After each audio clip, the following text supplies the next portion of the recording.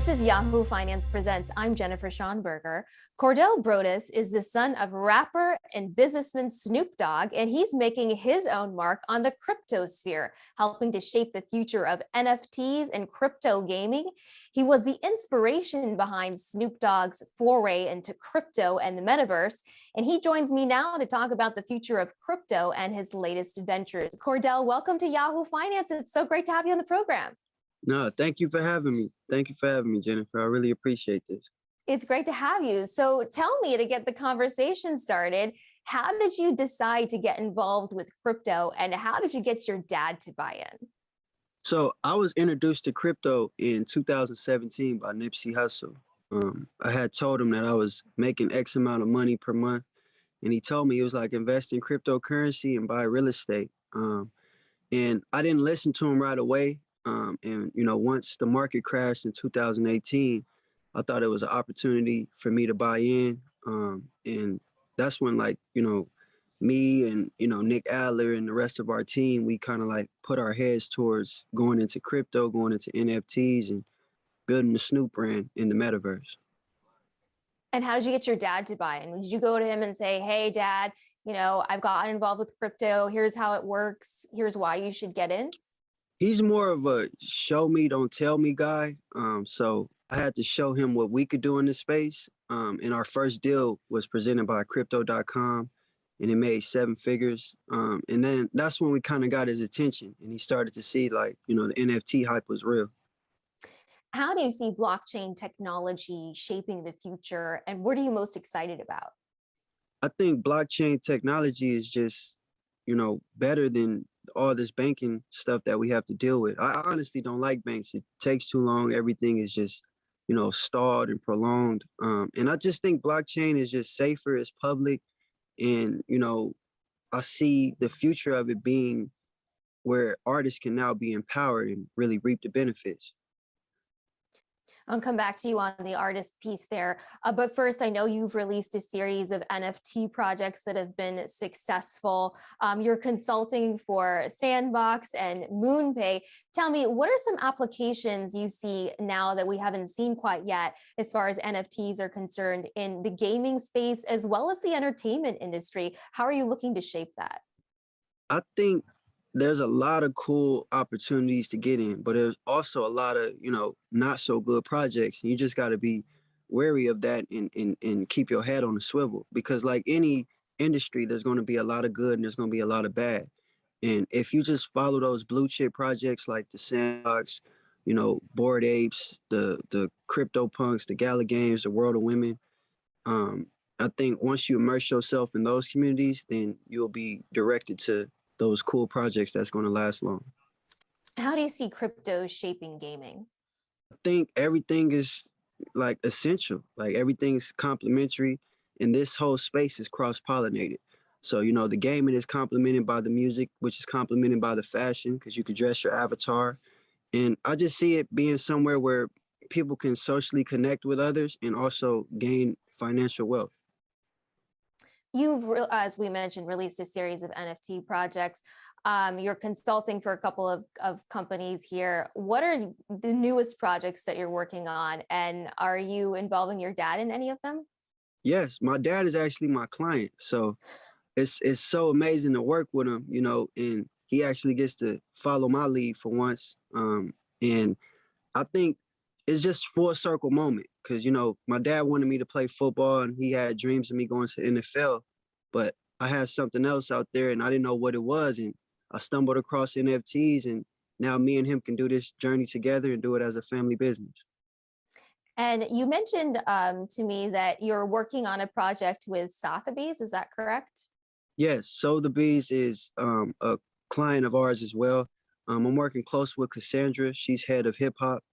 And they do a hip hop sale every March. So we've been, finding archive pieces from Death Row. My father just bought Death Row.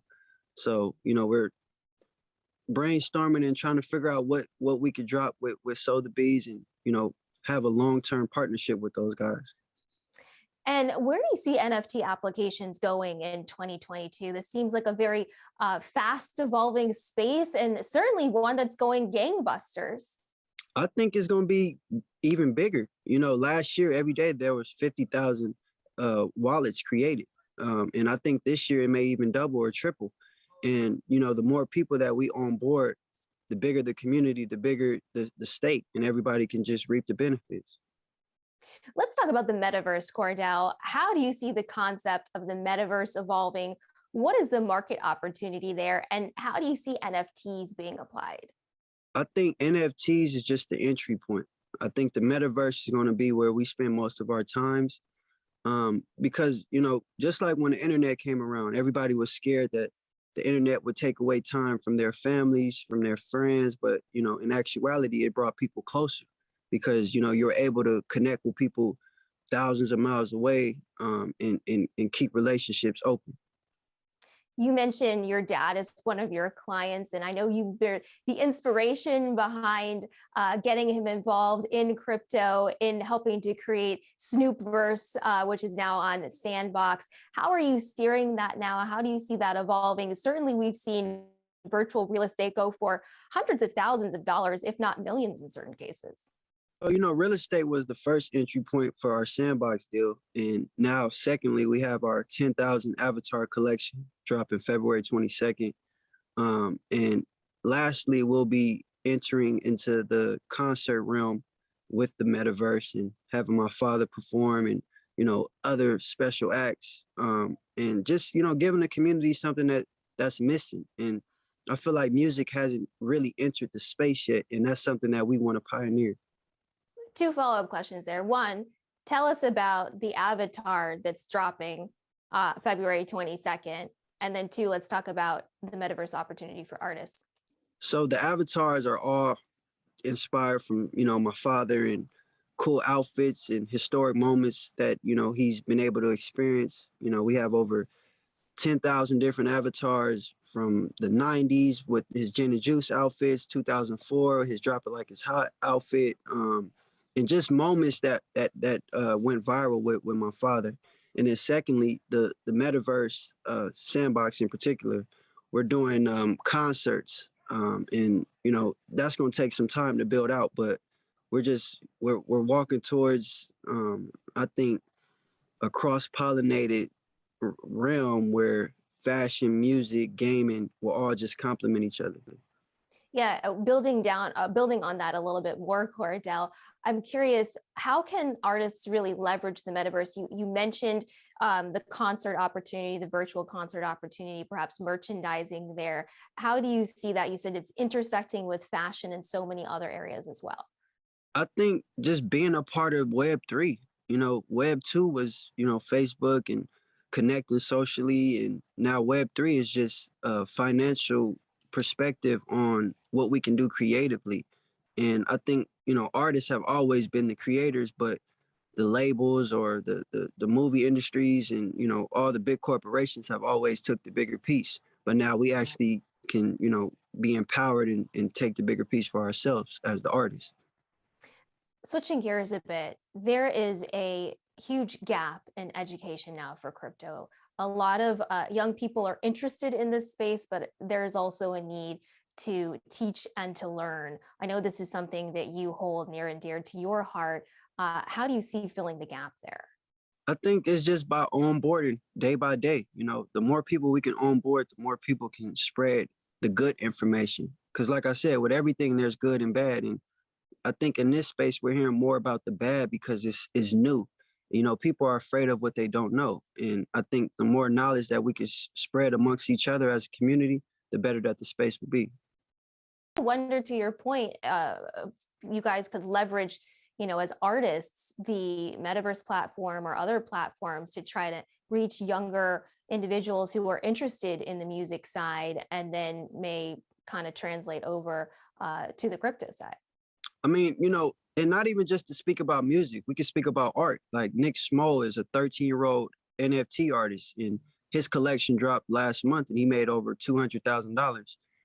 And that's life changing, empowering women artists in the space and empowering just, creatives all over and what have you. And I actually told my dad this. I said, this space kind of feels like the birth of hip hop, like how everybody was just, mingling with each other and just freestyling and making beats, and everything was just fun and new. It's kind of like the same with NFTs and in the crypto space, but you don't have to have, that big chain. You don't have to have that fast car. You don't have to be a tough guy. So I think it's just a fair playing ground for everybody to reach success. To your point, many people see crypto as helping the underbanked or unbanked. Crypto enthusiast Isaiah Jackson has said that there's systemic racism in the financial system and that crypto can help level the financial playing field. Your thoughts on that? I agree. I think for once in our lifetime, we have the power to, press create. We have the power to voice our opinion. We have the power to, build our narrative and build what we're trying to build as a artist individually. And, we all live by the WAGME hashtag, and that's we're all going to make it. And that's something that I love about this community, that is so uplifting and is so positive. Absolutely. I got to ask you, what is your favorite cryptocurrency for the year? My favorite cryptocurrency is probably sand tokens, Why is that? SAND. And it's the token that you use for Sandbox. If you want to buy land, you have to use sand. If you want to buy the 10,000 Avatar collection, you have to use sand. And I just think that it's going to really innovate what cryptocurrency is doing as far as NFTs and gaming. How do you see it innovating? I think just by bringing more people and onboarding more people to use that coin and just, have fun with these games, because when you buy land, it doesn't just stop there. You could build whatever business model you want on that land. If you want to have an ice cream shop, if you want to have a themed roller coaster park, you can literally do whatever you want, and you can set that business model to, create passive income. All right. Well, Cordell, thank you so much for your insight. It sounds like you're working on some exciting projects. We wish you the best of luck. Keep us posted and hope to talk to you soon. Thank you, Jennifer. Thank you for having me.